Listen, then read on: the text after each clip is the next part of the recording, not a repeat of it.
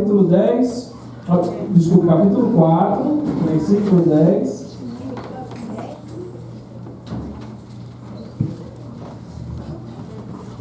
Se o pastor fosse infalível, a gente ia ter que aumentar o evangelho.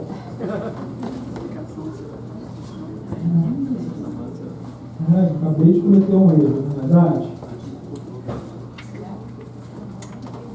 Aliás, lembrando de infalibilidade, algo que é aclamado para o Papa, essa semana ele vai estar visitando aqui a Pensilvânia e Nova York.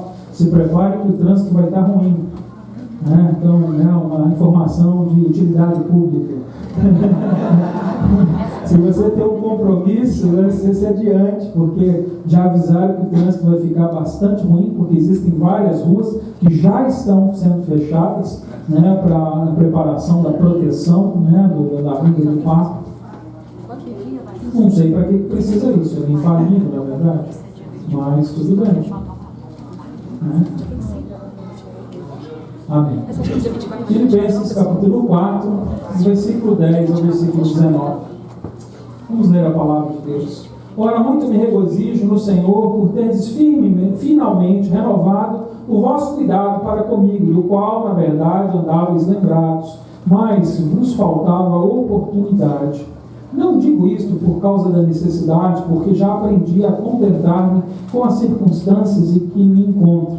Sei passar falta, sei também ter fartura, como em passar fome, tanto em ter abundância, como em padecer necessidade. Posso todas as coisas naquele que me fortalece. Todavia fizeste bem em tomar parte na minha aflição.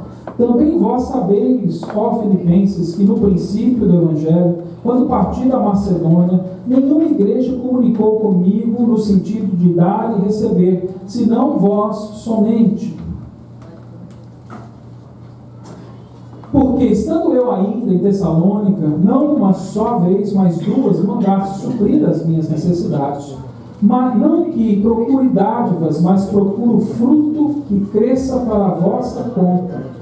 Mas tenho tudo, tenho até em abundância, cheio estou, depois que recebi de Epafrodito o que da vossa parte me foi enviado, com cheiro suave, como sacrifício aceitável e aprazível a Deus. Meu Deus suprirá todas as vossas necessidades, segundo as suas riquezas, na glória em Cristo Jesus. Pai, mais uma vez em oração, nós venhamos agora pedir que o Teu Espírito Santo tenha liberdade de ministrar nas nossas vidas.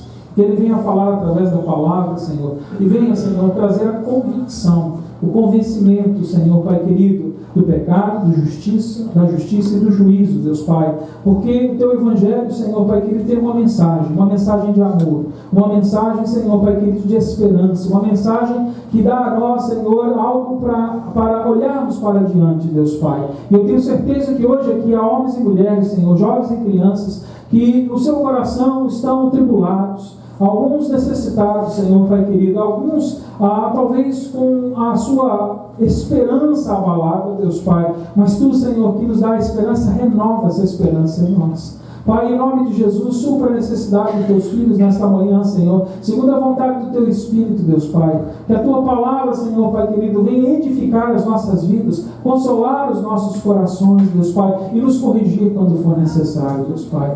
Toda honra, louvor e glória, Senhor, seja dado somente a Ti, Senhor, Pai querido, porque eu, como pregador, sou limitado, Deus Pai, e imperfeito, mas o Teu Espírito e a Tua palavra são perfeitas e durarão para sempre, Deus Pai. E é nela que nós confiamos, em nome de Jesus Cristo. Amém. Amém. Glória a Deus. Glória a Deus. Na semana passada nós iniciamos, pode ir para o título, por favor, onde está, acho que é o terceiro slide, ou quarto slide. Posso todas as coisas? Encontrou, meu irmão? Na semana passada nós demos início a essa passagem, e eu disse para os irmãos que eu vou gastar algumas semanas ministrando em cima dessa passagem, porque ela possui uma riqueza de ensinamentos para as nossas vidas, e na semana passada pode ir adiante. Isso, volta. E esse é o título da mensagem que eu estou pregando. Posso todas as coisas naquele que me fortalece. contentamento, o poder de Jesus na vida de um crente. Na semana passada eu falei a respeito deste poder de Jesus. Eu perguntei aqui para a igreja, né? Quem quer poder de Jesus? Eu pergunto de novo, quem quer poder de Jesus? Glória a Deus, não é verdade? Mas eu disse que a pergunta mais importante não era quem quer o poder de Jesus, mas é o que vamos fazer com o poder de Jesus. E a gente aprendeu aqui na semana passada que o poder de Jesus, segundo essa passagem aqui, ele mostra que Deus nos dá o poder de Jesus para que a gente viva com contentamento no nosso coração, para que a gente possa viver de uma maneira contente diante daquilo que Deus nos dá, independente das circunstâncias, independente das situações que estamos vivendo, independente daquilo que possa acontecer, Deus nos chama a viver com contentamento. E na semana passada eu também disse que contentamento não era somente um conselho de Deus para o seu povo, mas também um mandamento. E nós vimos em algumas passagens que Deus manda, Ele dá como mandamento nós estarmos contentes. Ele diz para que a gente esteja contente com o vestir e com o comer que nós temos. E em outra passagem Ele diz que a gente deve estar contente com o salário que a gente recebe. Ou seja, Ele diz, contentai-vos. É o mandamento de Deus que o crente ande contente com aquilo que ele tem, não com aquilo que ele espera, mas com aquilo que ele já tem. Com aquilo que ele espera, nós vivemos em esperança, mas com aquilo que nós já temos, nós devemos viver contentes. E foi isso que eu falei na semana que passou. E hoje eu vou dar continuidade, porque eu disse para os irmãos que existem algumas barreiras, algumas coisas, que vão impedir de nós andarmos contentes diante do Senhor Jesus. Se você quiser passar o próximo slide. O que é que pode estar impedindo você de andar com contentamento? Então hoje eu vou compartilhar com o irmão a respeito destas coisas. Aqui nessa passagem eu aprendi a respeito de 3 coisas que podem estar impedindo que eu ande sem contentamento no coração. Por quê? Porque a grande verdade é que nós somos pessoas insatisfeitas, não é verdade? Eu citei na semana passada, quem tem cabelo grande quer ter curto, quem tem curto quer ter grande, quem é loiro quer ser moreno, quem é moreno quer ser loiro, quem é gordo quer ser magro, quem é magro quer ser gordo, não é verdade? A gente nunca está muito satisfeito com a nossa situação, não é verdade? A gente quem tem um carro bom, hoje, amanhã quer um carro maior, não é verdade? Quem hoje anda de bicicleta, amanhã quer andar de moto. Ou seja, a gente está sempre com alguma insatisfação, com algum desejo, esperando algo mais, um crescimento, e isso faz parte do ser humano, na verdade. Por 2 motivos. Primeiro, porque Deus nos criou um ser para crescer. Então, o nosso desejo como um ser criado pelas mãos de Deus é de crescer, é de que a gente desenvolva, que a gente possa desenvolver. Isso é algo muito bom, mas o pecado entrando na nossa vida trouxe insatisfação. Então, esse desejo de crescimento que nós temos, regado pelo pecado agora que existe sobre as nossas vidas, ele toma uma volta, ele dá uma entortada nos nossos pensamentos e nos nossos desejos. E a gente começa a se tornar pessoas descontentes, pessoas insatisfeitas. A gente está sempre querendo mais, não pelo fato de querer crescer, mas pela ganância que o pecado traz nas nossas vidas. Não é verdade? Não é assim? Ou você não concorda comigo? Não é assim que é a humanidade? Quem tem poder quer mais poder. Esses dias eu estava ouvindo a respeito, a Priscila me falou de uma série que estava passando na televisão, dos traficantes. Quem ouviu falar do Pablo Escobar? Estão fazendo agora uma série a respeito, acho que, da vida dele, e aquilo me chamou a atenção, e eu entrei no Wikipedia, não é um bom lugar de consulta, mas dá bastante informação para me saber um pouco da vida dele, como é que foi. Ele morreu em 93, e a Priscila estava falando assim para mim, poxa, um cara inteligente, assim, que construiu um império grande. Eu falei, não concordo com você não era um cara muito inteligente não, era um cara movido pela ambição. Porque, segundo a história, diz que ele tinha já mais de 30 bilhões de dólares. E ninguém tinha nesse mundo a fortuna que ele tinha. O homem mais rico que houve na face da terra né, esse Pablo Escobar. E ele, né, ele teve uma oportunidade de transformar toda essa riqueza e criar várias empresas, mas o negócio continuar. Mas a ambição pelo poder fez com que ele continuasse, né, no narcotráfico e no fim, né, acreditando a morte, né, a sua morte e a morte de todos aqueles que estavam junto dele, pela ambição, porque o pecado faz isso nas nossas vidas. O pecado traz ambição nas nossas vidas, traz ambição, né, ou seja, um desejo descontrolado agora de crescimento, não um crescimento para o aperfeiçoamento, mas um crescimento para sobressair sobre os outros. Quero provar para o outro que eu sou mais. Hoje acontece na igreja, né? Hoje a gente, né, vou falar com o grupo de louvor, né, pegar no pé dele, sempre pega um grupo de louvor, né, Samuel? Né? Glória a Deus, eu tenho um grupo bom aqui, viu? Um vinte de Deus, graças a Deus. Mas eu já vi em muitos grupos de louvor isso acontecer, né? O músico às vezes começa a melhorar na sua técnica, se tornar um bom músico, ele já começa a achar que os outros já não são músicos ao seu nível. Então, não, agora eu já sou assim, diáconos, né? Os diáconos, né? Tem diácono que começa a servir e ele faz um bom trabalho, e o pastor elogia, a igreja gosta de serviço, daí a pouco ele já começa a crescer, ele já acha que ele já é mais do que os outros. Não, porque, né, então eu mereço um privilégio especial, né? Os irmãos já devem saber, tem muita igreja que estimula essas coisas, já viu? A igreja cheia de cadeira lá na frente, né? Esse é estímulo, né, à grandeza dos homens, não é verdade? Aqui na frente não tem cadeira, tem um banco que segura a água, né? E se esse banco aqui for utilizado por mim é porque eu estou cansado, não porque eu sou grande, não é verdade? Por quê? Porque cadeira aqui só tem um no trono, e o trono é de Jesus. Ele é o único que é Rei dos Reis, Senhor dos Senhores, e Ele é o que merece estar aqui em destaque aqui na frente. Mas o pecado gera em nós essa satisfação, a gente quer mais. Mas eu queria, né, lembrar os irmãos, quando eu comecei o livro de Filipenses, né, já faz alguns meses atrás que a gente vem estudando o livro de Filipenses, e eu lembro que no princípio, na introdução do livro, eu falei a respeito da situação que Paulo estava quando ele escreve essa passagem. Eu não sei se os irmãos lembram, mas Paulo ele estava preso. Ele estava preso e ele estava não só preso em um lugar, mas ele estava acorrentado a um guarda romano. Então ele estava numa situação de cárcere, não onde ele só estava dentro de uma jaula, dentro, né, de uma cadeia. Ele estava também acorrentado agora a um soldado. Ele não podia ir no banheiro sem o soldado ir com ele. Ele não podia se deitar sem o soldado deitar com ele. Ele estava limitado. Ele já não podia mais pregar, ele não podia sair e visitar os irmãos, ele não podia ter a liberdade de andar. Houve oportunidades onde ele esteve preso e ele estava em prisão domiciliar. E acompanhado com soldados, ele até podia fazer uma visita, ele podia ir em outro lugar, ele podia sair. Existem situações onde ele tinha essa liberdade, mas neste momento que ele escreve a carta aos Filipenses, isso já não existia. Ele estava aqui preso agora, ele estava agora aguardando um julgamento pela mão de César, né? Um julgamento que ele sabia que ele não ia escapar, ele sabia que ele ia ser sentenciado à morte, e de fato ele foi, né? Depois dessa prisão, ele foi sentenciado à morte, ele foi esquartejado, ele foi morto, né? Então ele era um homem que estava marcado para morrer. E é esse homem que está marcado para morrer que escreve: regozijai-vos, regozijai no Senhor.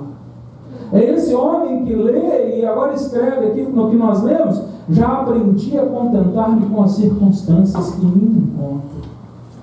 Esse homem na cadeia, que agora não veste o que ele quer, não come o que ele quer. Aliás, eu acredito aqui, pelo que ele disse, que ele até estava passando muitas necessidades, devia estar passando frio, porque talvez a roupa dele não fosse apropriada para o clima da região.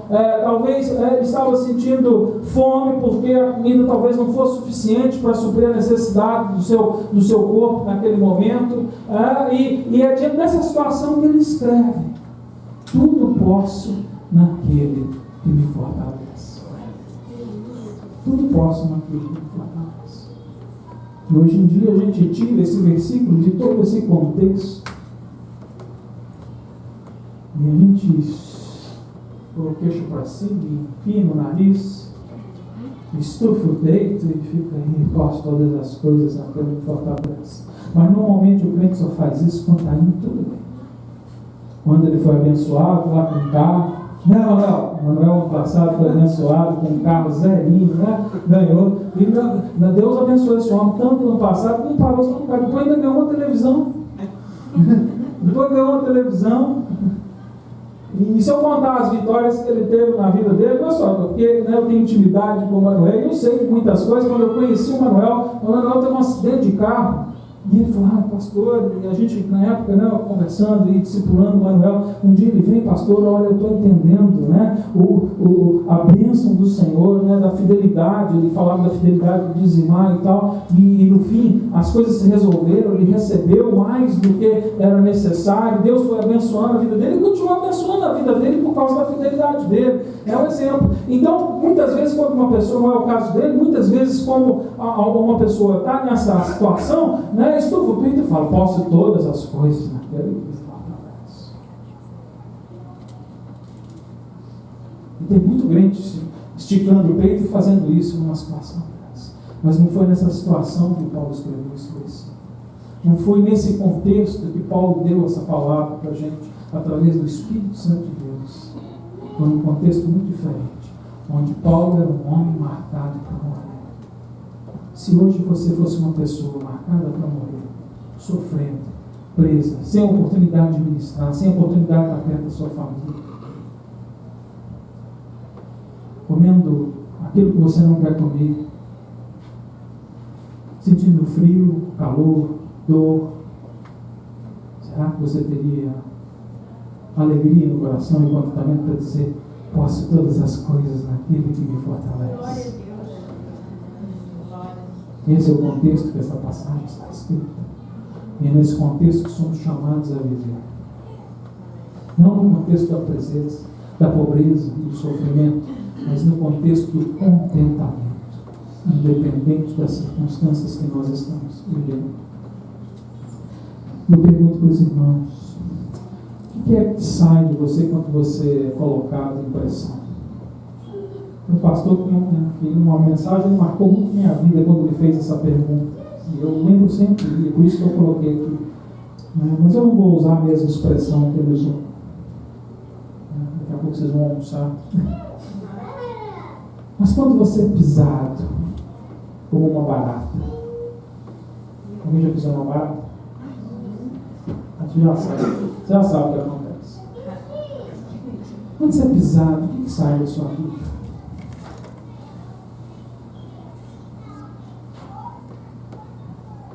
Paulo, quando foi pisado na vida dele, saiu unção, contentamento, alegria. Paulo, quando foi pisado, quando estava nessa situação, ele foi capaz de escrever a uma igreja que estava passando por um pequeno problema. O problema da igreja de Filipenses era pequeno. Existiam alguns irmãos que estavam ensinando heresia dentro da igreja, coisa errada dentro da igreja. Isso não estavam sendo perseguidos, né? Não havia dor, não havia martírio. Um pequeno problema acontecendo no meio da igreja, um problema importante que precisava ser resolvido, mas um pequeno problema diante das circunstâncias que Paulo estava vivendo. E diante das circunstâncias que ele vivia, quando estava pisado, ele pôde dizer, regozijai-vos no Senhor.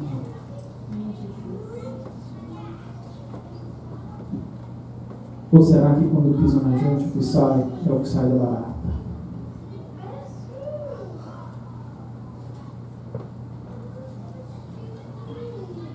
A gente precisa aprender a andar com contentamento de coração.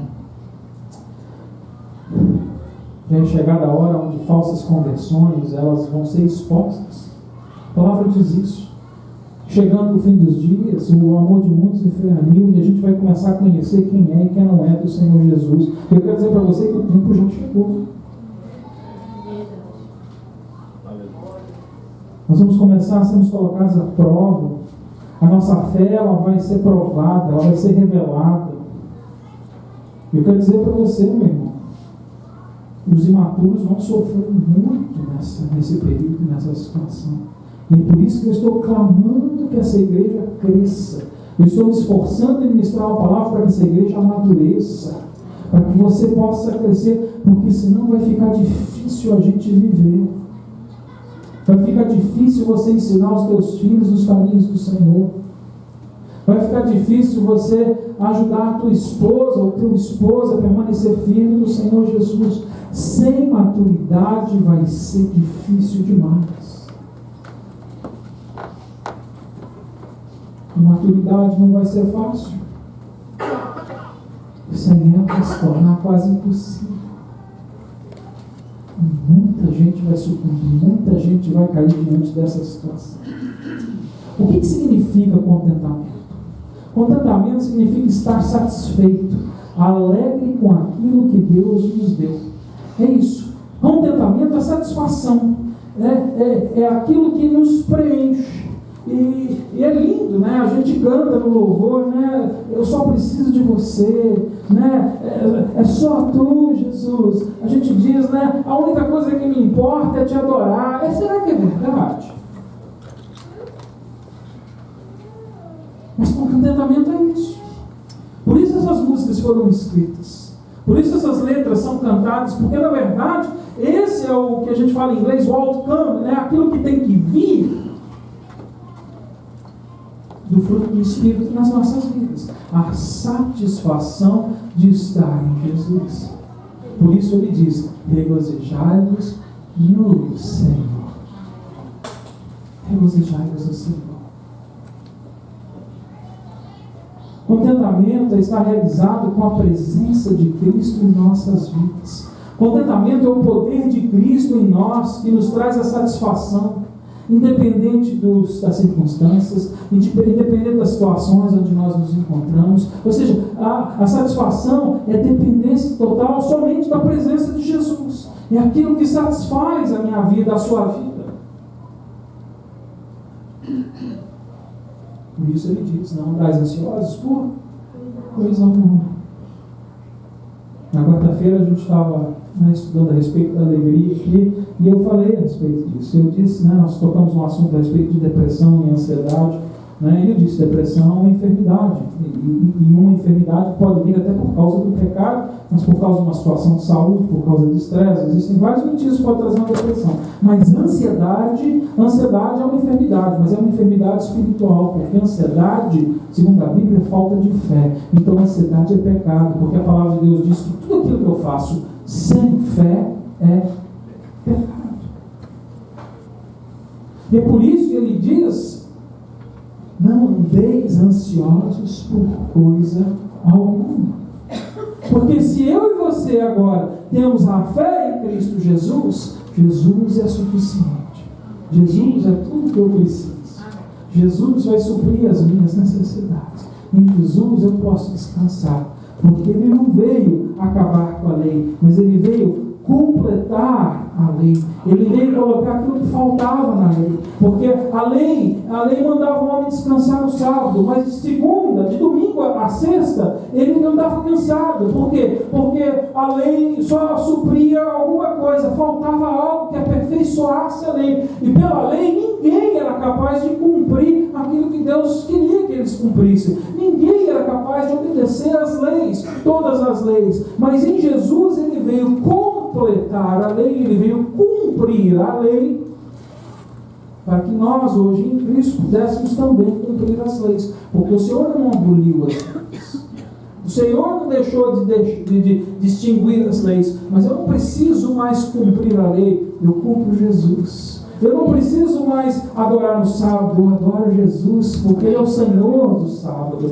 Então, como Senhor do sábado, eu não adoro só no domingo, quando eu me encontro na igreja. Eu adoro na segunda, na terça, na quarta, na quinta, na sexta, no sábado, no domingo, no trabalho, na escola, dentro de casa, quando eu estou deitado, quando eu estou com a minha esposa, quando eu estou com os meus filhos, quando eu estou passeando. Porque Jesus completou o que faltava. Ele trouxe a graça. E hoje em dia a ideia de graça é: eu posso fazer qualquer coisa. A ideia da graça bíblica, do Evangelho da Graça, é agora: todas as coisas eu posso naquele que me fortalece. Essa é a graça do Evangelho de Jesus Cristo. Não é uma graça permissiva, mas uma graça que me leva à obediência. Uma graça que me leva ao arrependimento. uma graça que traz santidade sobre a minha vida. Porque essa graça permissiva que também anda sendo divulgada no meio da igreja, essa não é a graça de Jesus. Essa é a graça segundo as filosofias e o entendimento do homem. Vamos passar ao primeiro. O primeiro impedimento que pode acontecer é a falta de confiança na providência de Deus. Então, essa é a primeira coisa que pode impedir que eu viva sem contentamento no meu coração.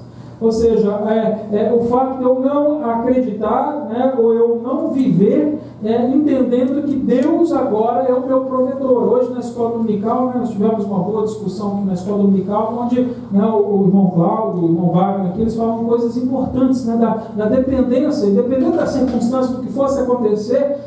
Em primeiro lugar, nós temos que buscar a Deus, porque se a gente não busca a Deus, a gente não vai conseguir suportar o resultado da situação, da circunstância. Porque tem hora que a circunstância vai ser favorável à sua vida, mas tem hora que a circunstância vai ser contrária à sua vida. E nem sempre no meio dos homens vai haver justiça, porque a justiça do homem é imperfeita. E tem hora que você tinha direitos e justiça, e se a justiça fosse feita conforme a justiça de Deus, você ia ser galardoado. Mas tem hora que a justiça, por ser injusta nas mãos dos homens, quando você tinha direito, você vai acabar perdendo, se tornando culpado quando você era inocente. E quando fizerem isso com você, você vai ser capaz de andar contente na presença do Senhor? Não, se você não estiver no Senhor. Por isso Ele é o fundamento. Posso todas as coisas em quem? Naquele que me fortalece. Em Jesus. Em Jesus eu posso ser injuriado. Em Jesus eu posso ser elogiado. Em Jesus eu posso ser aclamado. Em Jesus eu posso ser pisado. Em Jesus eu posso receber bênçãos. Em Jesus eu posso ser acarcerado. Independente das circunstâncias, eu me regozijo no Senhor. Você está começando a entender o que é contentamento na palavra de Deus?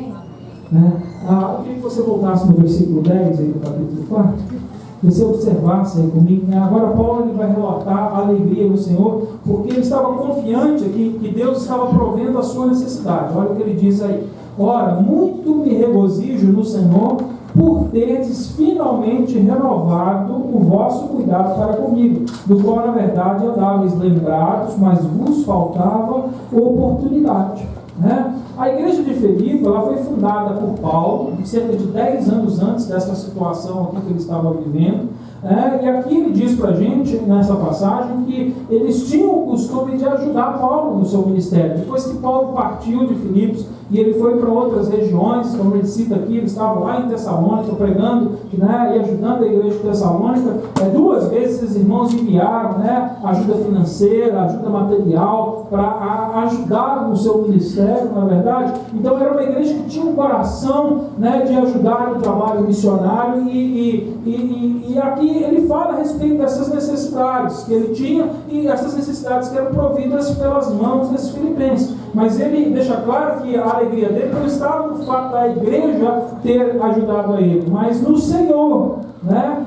E ele se alegrava no Senhor pelo fato de eles terem ajudado a vida dele. Mas aqui ele agora declara que a alegria dele não deixou de ser menor, mesmo depois que eles foram impedidos, né? Quando aqui ele fala, faltou oportunidade de vocês me ajudar. Ou seja, então aqui chegou um momento, a gente não sabe por que razão, na verdade, a Bíblia não diz para a gente o que aconteceu, mas chegou um momento, segundo Paulo aqui, que essa igreja ficou impedida de mandar a ajuda, de ajudar o ministério de Paulo. Né? Então não foi o fato deles não quererem mais ajudar, ou as finanças da igreja que foram por água abaixo, e aí eles abandonaram o missionário no campo, na verdade, né? Eles desistiram de ajudar. Ou seja, não foi isso que aconteceu. Na verdade, o salário do pastor aumentou e o do missionário diminuiu. Então, né? Isso às vezes acontece, né? Aumenta o salário do pastor, tem que diminuir o do missionário que está no campo. Né? Tem muita igreja que faz isso. Aumentou as despesas do templo, diminuiu a ajuda dos missionários. Então, esse não foi o que aconteceu aqui nessa igreja. O que o Paulo diz é que faltou oportunidade. Eles queriam fazer, né, eles tinham o desejo de ajudar, mas eles não se esqueceram de Paulo, mas eles não tiveram a oportunidade, eles não tiveram, né, a oportunidade de poder ajudar. Mas a gente vê aqui que quando houve a oportunidade, quando o impedimento que existiu, que barrou eles, que a gente não sabe qual é o impedimento, quando houve esse impedimento, foi removido, a igreja, né, voltou a ajudar, voltou a enviar aquilo que era necessário. Então ele está dizendo aqui que a confidência dele está não nas mãos das igrejas, né, não nas mãos dos irmãos, mas na providência divina. Ele sabia e ele continuou contente, ele continuou alegre, mesmo estando em dificuldade, passando muita necessidade, sabendo que Deus não tinha esquecido dele. Glória a Deus. E que no momento oportuno e na hora certa, segundo o plano soberano de Deus, o que era necessário ia chegar. E o Senhor novamente usou essa igreja de Filipos. Uma igreja que andou impedida de ajudar, por alguma razão. Mas o Senhor, ele tem poder para desimpedir. E se tem alguma coisa hoje impedindo a tua vida, né, de receber a provisão, eu quero dizer que você não deixe de confiar na provisão de Deus. Talvez por um momento você esteja passando por aflição e por necessidade, mas Deus não te abandonou.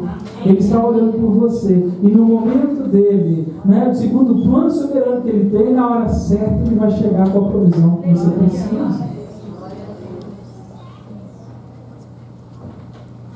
É isso que ele está ensinando aqui, a gente a viver confiando na providência divina. Então a minha falta de confiança vai me impedir de viver, né?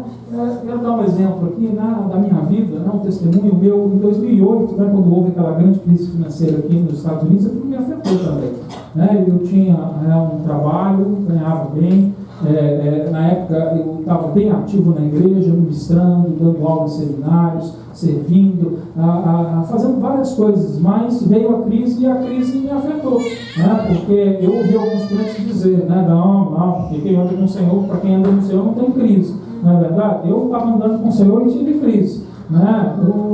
Então eu não entendo esse evangelho, porque o evangelho de Jesus Cristo mostra o povo dele em crise em vários momentos, não é verdade? Mas tem um evangelho que anda sendo pregado por aí que não tem crise, que crente que anda nesse evangelho não tem crise, né?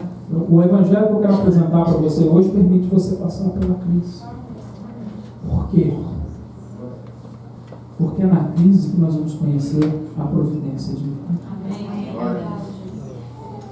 Eu sabia que Deus era provedor, eu tinha confiança no meu Deus, mas eu não tinha experimentado ainda da providência divina, porque ainda não havia necessidade. Eu ganhava bem, eu vivia bem, eu tinha meu carro, eu tinha minha casa, minha família era saudável, ninguém estava doente. E era muito fácil, diante dessa situação, eu dizer: Deus é soberano, Deus é meu provedor. Mas chegou um dia que Ele permitiu eu entrar na crise e passar pela crise.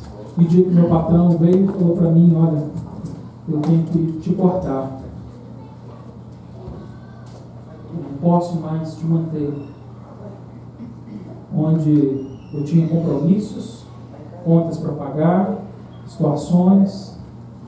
Foi na época que nós descobrimos, né, com mais intensidade as dificuldades do nosso filho, e ele tinha muitas necessidades, né, de tratamento. Ou seja, né, as coisas começaram a virar de uma hora para outra, e naquele momento, eu lembro que no meu coração começou a ficar ansioso, meu coração começou a pecar. E eu falava assim: ai meu Deus, o que vai ser agora para minha família? O que vai ser agora? Como é que eu vou pagar o mortgage no mês que vem? Como é que eu vou dar conta das coisas se minha Priscila, né? É bom ter uma esposa que edifica, né? E ela falou assim: você fala tanto de fé e de, né, e prega e fala da providência de Deus, fica tranquilo, Deus vai prover, né? E é por isso que a Bíblia nunca manda a gente andar sozinho, você pode andar de 2 a 2, não é verdade? Né? Tem hora que a gente dá uma escorregada assim, tem que alguém lá e catar nossa perna, botar no lugar de novo e falar: filho, eu comecei a vacilar e meu pensamento começou a entrar em pecado. Ela falou: peraí, não é isso que você aprendeu, não é isso que você ensina, cadê a tua confiança? Eu falei: a minha confiança está no Senhor. Não foi fácil, a crise ficou. Deus não veio com um milagre para pagar o meu morte, me deu saúde. E eu tive a oportunidade depois de buscar outro trabalho, e mais um outro trabalho. E foi a época que eu mais trabalhei na minha vida, né? Porque não faltou trabalho. Foi a época que eu menos ganhei dinheiro na minha vida, mas foi a época que eu mais trabalhei na minha vida.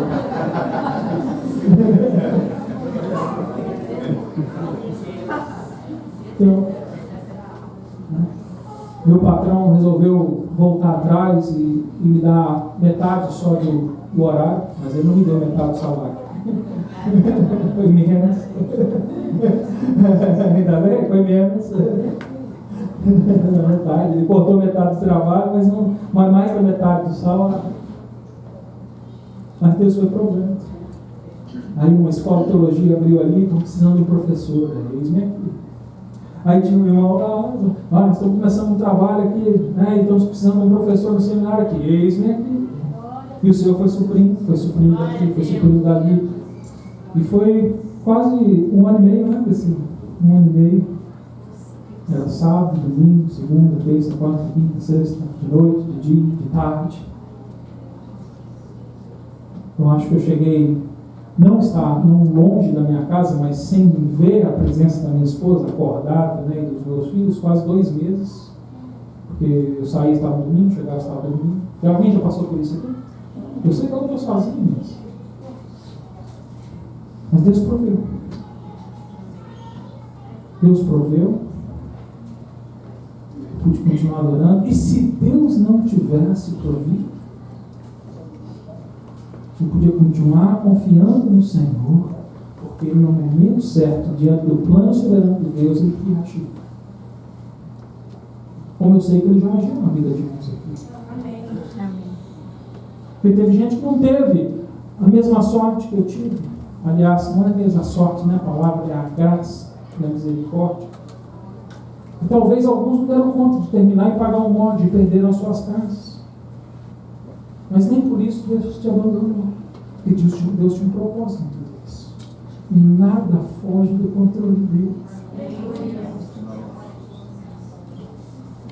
Mas se tinha uma situação dessa, será que eu posso dizer, posso todas as coisas na vida que me fortalece?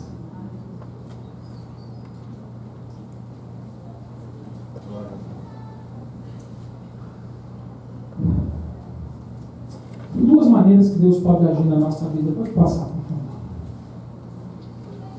A primeira delas é através de um milagre. Deus, Ele sempre vai agir na nossa vida. E Ele pode agir com um milagre. O que é um milagre? É quando Deus entra no curso natural das coisas, Ele para o fluir sem nenhuma explicação natural e faz um milagre. Uma cura, uma ressurreição, né? É algo que não tem nada a ver com o curso natural das coisas. Ele entra, ele interrompe o curso natural das coisas, ele para o curso natural, age e depois ele traz o fluxo normal, natural das coisas. Foi assim que o povo de Israel viu o mar se abrir. O curso natural era que o mar continuasse fluindo. Mas Deus foi lá e interrompeu o curso natural, o mar se abriu e eles atravessaram. Depois continuou o curso natural. Foi assim que o povo de Israel atravessou também o Rio Jordão. O curso natural daquelas correntes de água parou, eles atravessaram em seco e depois o curso continuou. Deus, Ele pode agir assim nas nossas vidas. Ele pode vir com um milagre, interromper o curso natural, fazer um milagre e depois deixar o curso seguir. Ele pode agir. Mas Deus também pode agir de uma outra maneira. E a segunda maneira, pode passar, por favor. Está mais embaixo aqui. A segunda maneira é Deus agir sobre todos os elementos e circunstâncias com o objetivo de cumprir o seu propósito. Ou seja, então Deus também vai agir. Ele vai agir de um jeito ou do outro na nossa vida. Ou através de um milagre, ou Ele vai usar o seu poder soberano para agir sobre os elementos e as circunstâncias com o objetivo de cumprir o seu próprio propósito.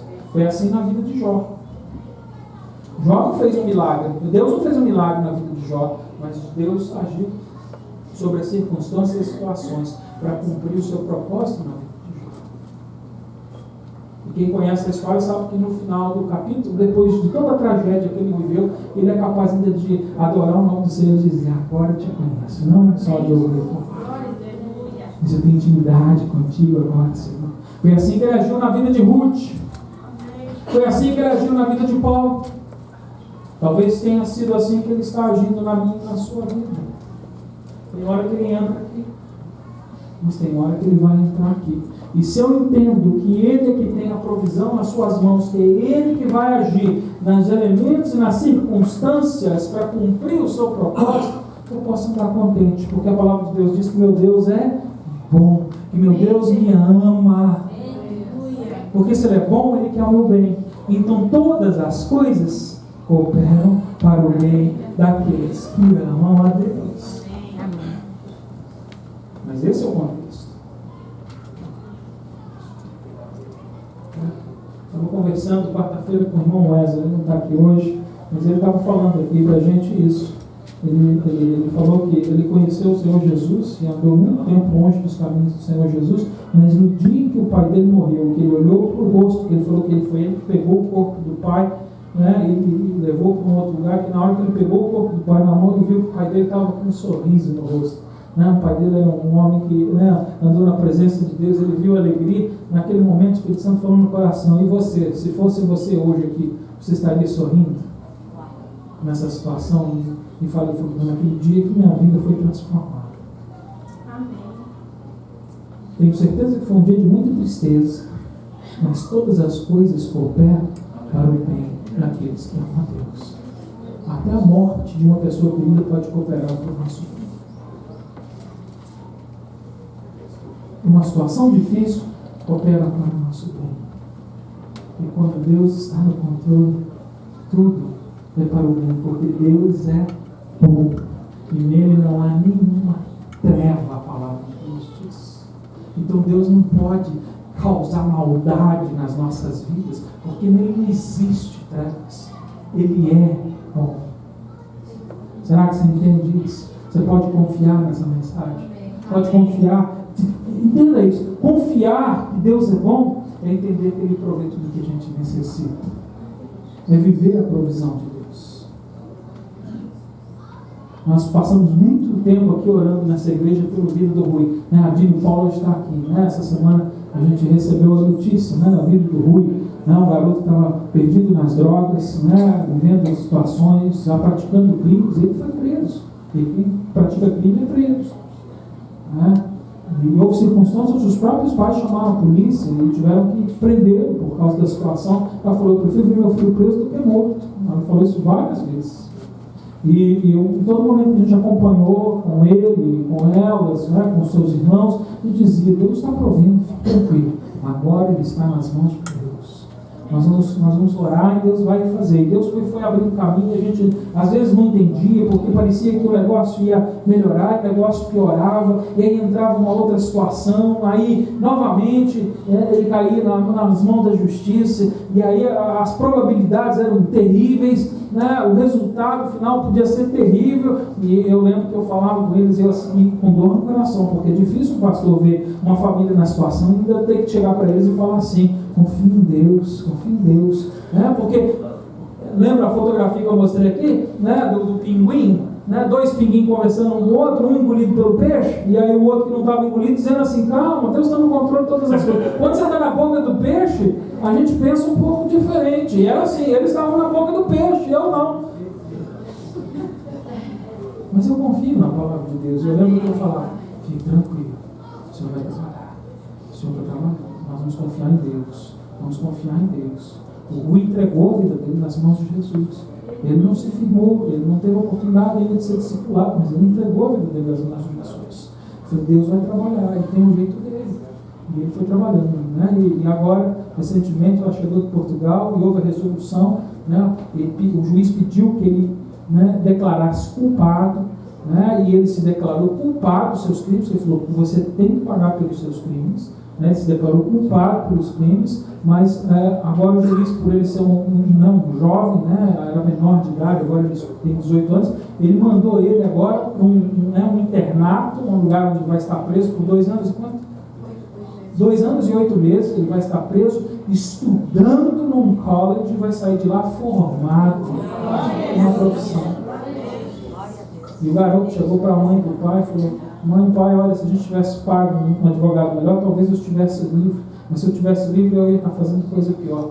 Graças a Deus, a gente pegou um advogado público permitiu que eu continuasse aqui, porque eu aqui dentro da prisão já terminei o meu 2º grau, recebi o meu diploma de GED, fiz outros cursos, estou me aperfeiçoando, e Deus agora me permitiu eu fazer agora esse curso, sair de lá.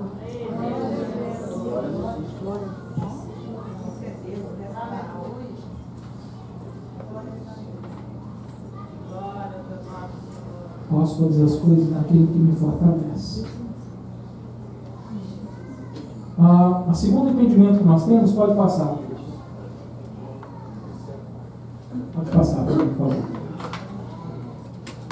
O segundo entendimento que nós temos pode passar mais um? A falta de confiança na providência dele é não se contentar com pouco. Olha aí o versículo 11 e o versículo 12. Vai lá comigo. E Paulo está contente com pouco. Não digo isso por causa de necessidade, porque já aprendi a contentar-me com as circunstâncias em que me encontro.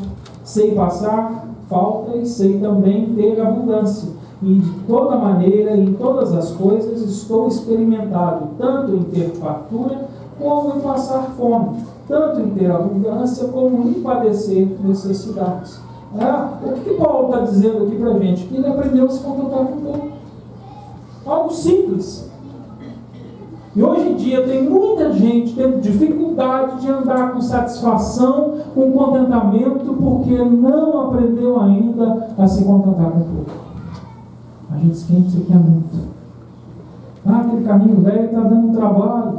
Não, precisa de um zero, tem que ser um novo. Aí compra um novo. Aí vai vir um problema maior e mais duradouro. Pagar a prestação todo mês, durante 3, 4, 5 anos.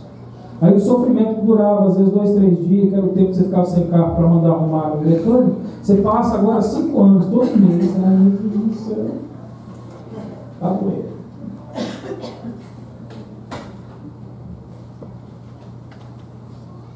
Lógico que se Deus te deu a oportunidade de você crescer, cresce. Porque é Deus que provê. E eu aqui não estou pregando pobreza, eu estou pregando contentamento. Porque ele disse, eu me contentei com pouco ou com muito. Quando havia fartura e quando fartava tudo.